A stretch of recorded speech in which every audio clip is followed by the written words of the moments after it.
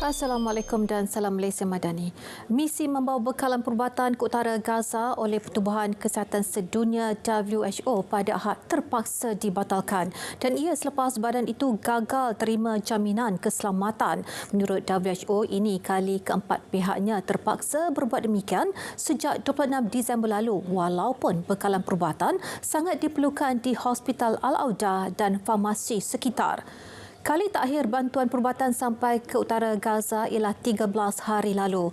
Pengeboman, sekatan pergerakan dan komunikasi yang terganggu menjadikan hampir mustahil untuk menghantar bekalan perubatan secara kerap dan selamat di seluruh Gaza, terutamanya di bahagian utara. Ketua Pengarah WHO berkata penundaan tersebut akan menyebabkan lebih banyak kematian dan penderitaan penduduk Palestin. Penduduk wilayah Noto dekat Ishikawa, Jepun kini bergelut dengan kekurangan bekalan air dan makanan yang teruk pasca gempa bumi dengan kekuatan 7.6 magnitude yang melanda pada 1 Januari lepas. Bencana terbabit telah menyebabkan infrastruktur penting di kawasan berkenaan musnah. Gangguan keperluan asas itu turut menjejaskan kira-kira 90% pengguna di keseluruhan wilayah Ishikawa, Toyama dan Niigata. Menurut Kementerian Kesihatan, Buruh dan Kebajikan, gangguan bekalan air bermula pukul 7 pagi waktu tempatan pada Jumaat. Penduduk memberitahu sejam selepas gempa berlaku tsunami sehingga menghanyutkan kapal ke darat selain jalan raya ditenggelami air kurang 1 meter. Sekurang-kurangnya 95 nyawa melayang akibat bencana tersebut dan 200 lagi masih hilang. 11 orang cedera selepas berlaku letupan di Hotel Sandman di pusat bandar Fort Worth, Texas pada Isnin dan perkara itu disahkan perkhidmatan kecemasan tempatan. Berdasarkan imej video dari lokasi kejadian menunjukkan terdapat runtuhan di jalan Fort Worth antara dua bangunan dan responden pertama. Daripada jumlah mangsa itu, seorang kritikal, 2 cedera serius dan selebihnya cedera ringan. Manakala seorang lagi mangsa belum ditemui meskipun operasi mencari dan menyelamat telah dilakukan. Pihak berkuasa tidak memberikan sebarang punca kejadian letupan terbabit. Calon Presiden Indonesia akan menyertai debat ketiga kempen menjelang pilihan raya umum pemilu 14 Februari depan.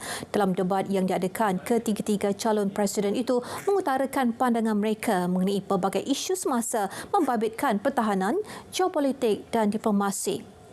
Menteri Pertahanan Prabowo Subianto, bekas Gubernur Jawa Tengah Ganjar Pranowo dan bekas Gubernur Jakarta Anies Baswedan akan bersaing merebut jawatan Presiden Indonesia.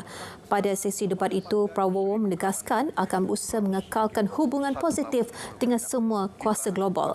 Ganjar pula menyentuh cadangan perjanjian sementara berhubung Laut Cina Selatan. Sementara Anies pula membangkitkan isu ancaman seperti peningkatan insiden pengodam selain menjanjikan penubuhan struktur pertahanan cyber. Kira-kira 205 juta pengundi yang layak dijangka keluar menunaikan tanggungjawab masing-masing sebagai pemilih. Bola sepak Piala FA England, aksi tunggal pusingan ketiga pagi tadi menyaksikan naib juara musim lalu Manchester United menundukkan klub Liga Ketiga Wigan Athletic 2-0. Beraksi di gelanggang lawan, The Red Devils yang menguasai hampir 67% permainan berhasil memperoleh gol pertama menerusi Diogo Dalot. Dan jaringan pembukaan minit ke-22 itu hasil umpanan pemain penyerang Marcus Rashford. Separuh masa pertama berakhir 1-0 memihak pasukan pelawat. Memasuki babak kedua, juara 12 kali tersebut menggandakan gol hasil sepakan penalti Bruno Fernandes pada minit ke-74.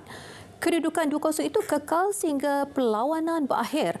Pada pusingan keempat, Man United dijadual menentang pemenang aksi klub Liga keempat, Newport County atau Eastlake dari Liga kelima England. Berita dunia berakhir di sini dari Sungai Kesegara, Palestin pasti merdeka. Dengan itu, Assalamualaikum dan salam Malaysia Madani.